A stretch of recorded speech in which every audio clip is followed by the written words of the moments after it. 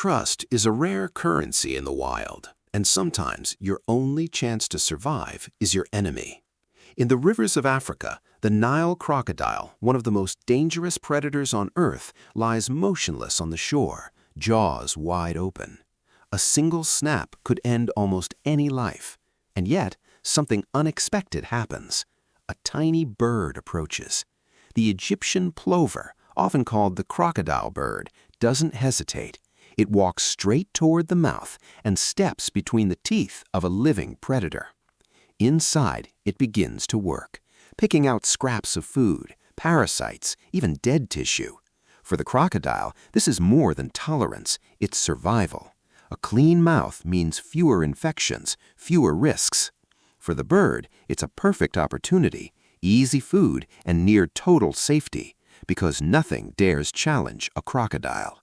This is not luck, it's adaptation.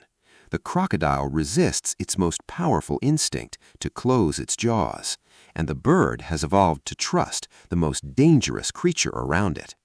In a world where every mistake can be fatal, this fragile balance keeps them both alive. Because survival may look like a solo game, but in nature, victory is often shared.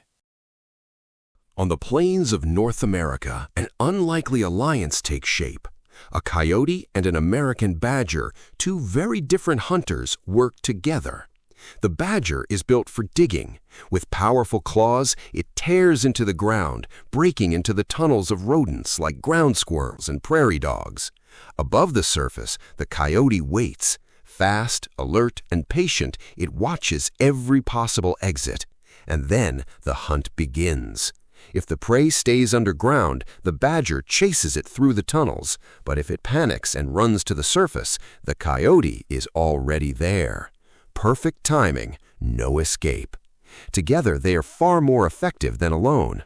Studies show that coyotes catch up to 30% more prey this way, while badgers spend less energy digging through empty tunnels.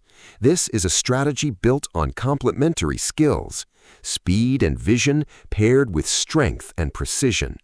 They don't form permanent pairs, but during the warmer months when prey is active, they often hunt together. In a landscape where every calorie matters, this cooperation means survival. Because survival may look like a solo game, but sometimes the best hunters don't hunt alone. In the tropical coral reefs of the Indo-Pacific, a tiny creature carries its own weapons. Meet the boxer crab, also known as the pom-pom crab. Its claws are too small to defend itself, so instead it borrows power from something far more dangerous. In each claw, it holds a living sea anemone, and when threatened, it waves them like tiny boxing gloves. But these aren't just for show. Sea anemones are armed with venomous stinging cells capable of deterring much larger predators. For the crab, it's protection, a moving shield in a world full of danger. But this partnership goes both ways.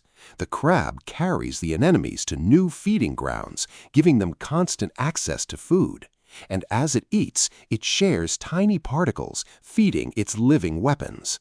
This is symbiosis in motion.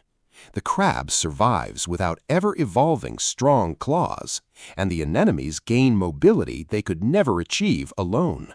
What looks like weakness becomes an advantage, because in nature, survival isn't always about strength. Sometimes it's about finding the right partner. In the savannas and forests of Africa, a small bird uses a remarkable strategy. The greater honeyguide knows exactly where wild bees hide their hives, but it cannot reach them alone. So it calls for help. With a distinct sound, it attracts the attention of a human.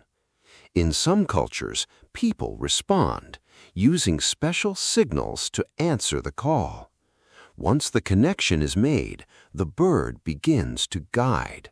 It moves from tree to tree, leading the human across the landscape, until it finally reveals the hidden hive.